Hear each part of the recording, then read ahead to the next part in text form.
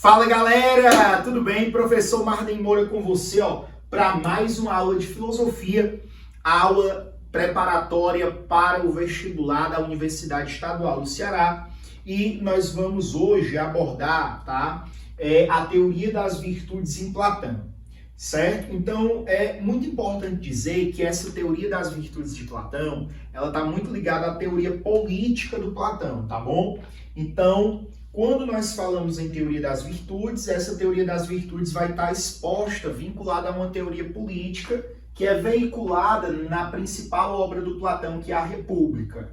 Grava a ideia que eu vou te dizer. Na República existe uma tese bem importante que pode resumir o objetivo de Platão quando ele está escrevendo a República e idealizando uma cidade perfeita. Qual é o objetivo dele? É que cada qual faça somente o que lhe compete. Essa obra, a República, que tem essa tese, cada pessoa tem que fazer só o que é devido para ela, tá? Eu, por exemplo, se tem uma função de uma outra pessoa que não é a minha função, não devo cumprir. Então, cada um tem que fazer apenas o seu papel, ponto final, certo? Então, cada qual faça somente o que lhe compete. É uma tese muito forte para a República. Lembrem-se que essa República é uma cidade utópica, uma cidade perfeita. Platão chama essa cidade de Calípolis, a cidade bela, tá certo? Então, ele está descrevendo como é que seria essa cidade perfeita, essa cidade bela, tá certo? Entendam uma coisa. Essa obra, a República, ela propõe, certo, uma divisão da sociedade em três classes. A classe dos filósofos, a classe dos guerreiros e a classe dos produtores. Cada uma dessas classes sociais vai ter uma função específica. A função do filósofo é governar. A função do guerreiro é defender a cidade dos ataques que, muito provavelmente, ela viesse a sofrer. E a função dos produtores, nesse caso, seria trabalhar para a subsistência da cidade, certo? Então, observem que essa república, ela demonstra que isso é uma sociedade estamental, certo? Uma sociedade estamental porque você não tem mobilidade social e porque cada uma dessas classes deve fazer apenas aquilo que lhe compete. Se eu sou produtor, eu não devo fazer a função do guerreiro. Se eu sou guerreiro, eu jamais devo ser um governante, um filósofo, né? Que a função do filósofo é governar. E se o filósofo ele se tornar produtor, isso de alguma forma acaba com essa harmonia plena dessa sociedade perfeita que o Platão está descrevendo para a gente, certo? Então a função do filósofo é governar, do guerreiro é defender a cidade e dos produtores trabalhar para dar à sociedade, né, aquilo que essa sociedade precisa para sobreviver, a alimentação e coisas afins, tá bom? Observe uma coisa, Platão ele demonstra, né, vocês devem lembrar que Platão é um inatista, certo? Então Platão, ele entende que a alma humana ela é tripartite, ou seja, que a alma ela tem três partes, certo?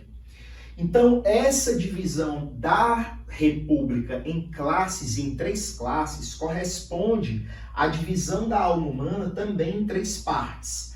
A parte racional, que nós vamos chamar aqui também de sapiente, a parte irascível, que nós vamos chamar também, né, de emocional, e a parte concupiscente, que é que nós vamos chamar, tá, de a parte apetitiva da alma, certo? Então, cada classe, certo? Cada pessoa que está dentro dessa classe social, ela tem os três, a alma dela é tripartite, tem as três partes, mas por ela pertencer a uma dessas três classes, uma determinada parte da alma vai ter preponderância, certo? Por exemplo, se eu sou guerreiro, eu tenho uma alma que é tripartite, uma alma que é sapiente, irascível e concupiscente, mas como eu sou guerreiro, é essa parte irascível ou emocional da alma que vai ter preponderância, certo? Se eu sou filósofo, eu tenho as três partes, mas a parte que vai ser preponderante é a parte da alma racional, a alma sapiente, a alma que busca a sabedoria. O que é que significa a teoria das virtudes em Platão? Nós sabemos que virtude é o quê? É a excelência da ação. Quando é que um filósofo ele age bem? É quando ele tem uma virtude que vai ser aplicada sobre a alma sapiente, fazendo com que essa alma tome decisões corretas e, portanto, faça com que o filósofo tenha a excelência da ação. Beleza? Então, a excelência da ação, que nós chamamos virtude ou areté, é justamente aquilo que vai permitir o filósofo agir de modo harmônico com a parte da alma que ele tem em preponderância. Então vamos lá. Quando nós falamos aqui do filósofo, qual é que seria a virtude que apareceria aqui, que viria a governar, né, essa parte da alma do filósofo e o faria governar bem? Seria a virtude da sabedoria. Olha só. Cuidado, pessoal. Vocês estão pensando assim, isso é muito parecido com Sócrates. Toda semelhança aqui não é mera coincidência, tá certo? É para parecer mesmo, tá? Depois, o guerreiro que vai se propor a defender a cidade, que tem a parte da alma preponderante, a parte emocional, a parte irascível, ele vai o quê? Ele vai ter como virtude que governe para que ele haja bem a coragem. Certo? A coragem. Então, a coragem é aquilo que esse guerreiro, esse militar vai precisar para cumprir bem a sua função. E a alma concupiscente, que é a alma do produtor, certo? Para que esse produtor seja fiel e cumpra com excelência as atividades que a ele são propostas, ele vai precisar da virtude da temperança, certo? Temperança. Observa uma coisa importante que eu vou dizer para ti aqui, ó. Temperança é o equilíbrio. Temperança é a moderação. A alma concupiscente, que é muito ligada aos prazeres sensuais, carnais, é uma alma que vai aprender a ter moderação nas suas ações, tá bom? Então, coisas importantes que nós precisamos saber. A virtude, ela regra as ações para que as ações aconteçam da melhor forma possível. Para que as ações desses indivíduos que fazem parte dessas classes sociais sejam ações excelentes, ações boas, tá bom? E aí, o que é que o Platão diz, ó? Se isso tudo ocorrer harmonicamente, bonitinho do jeito que está aí, idealisticamente, nós vamos ter a principal virtude aqui. Qual é que seria a principal virtude que vai aparecer aqui? Seria a virtude da justiça. Então, a justiça, ela é resultado do cumprimento da função de cada indivíduo que está dentro dessas classes sociais da melhor forma possível. Quando isso aqui acontece harmonicamente, nós temos a justiça. Então, ó, nessa teoria das virtudes, cada qual deve fazer o que lhe compete. Desde o meu nascimento, eu tenho uma parte da alma preponderante, isso vai determinar a minha classe social, e eu vou precisar da virtude para agir da melhor maneira possível dentro dessa sociedade. Ó, bizu, que eu vou voltar a falar disso quando a gente tratar de filosofia política. A república, ela defende, certo, um governo de uma aristocracia. Essa aristocracia, esse governo aristocrático, não é uma aristocracia que tem dinheiro, é uma elite intelectual, certo? Por isso é chamado de sofocracia. Sofocracia quer dizer o poder nas mãos do sábio, beleza?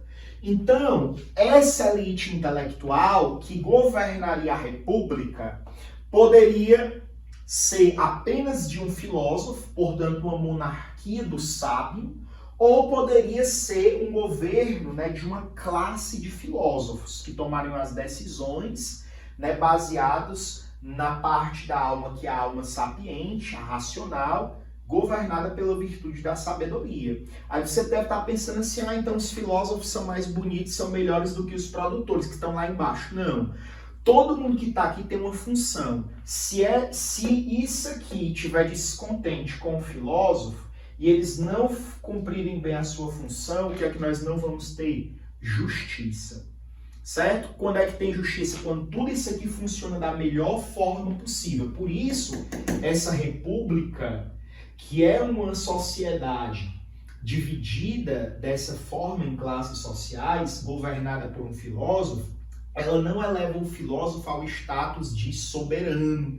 Mas esse filósofo que está ali, ele vai sempre trabalhar pensando em quê? No chamado bem comum.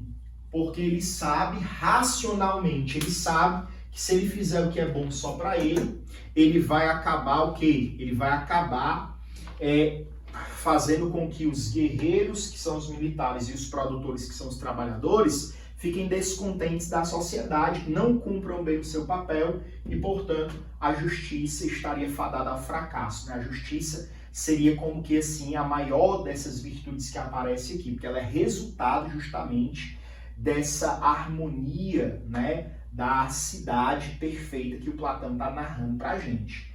Platão, para terminar de verdade, Platão, nessa obra A República, ele vai ser absolutamente contrário à democracia. Eu vou escrever de vermelho para você nunca esquecer isso, tá bom? Platão é absolutamente, certo? Absolutamente contrário à democracia. Para ele era a pior forma de governo. Por quê? Porque foi o governo democrático que assassinou o amor da sua vida. Estamos falando de quem? De Sócrates, né? Então, para Platão, o governo democrático é o pior governo possível. Não se esquece disso, pessoal. A UES joga essas informações, se você souber, você elimina alternativas que você poderia estar em dúvida se você não soubesse dessas informações que eu estou trazendo para você. Fica bem e a gente se encontra no próximo vídeo. Valeu, galera!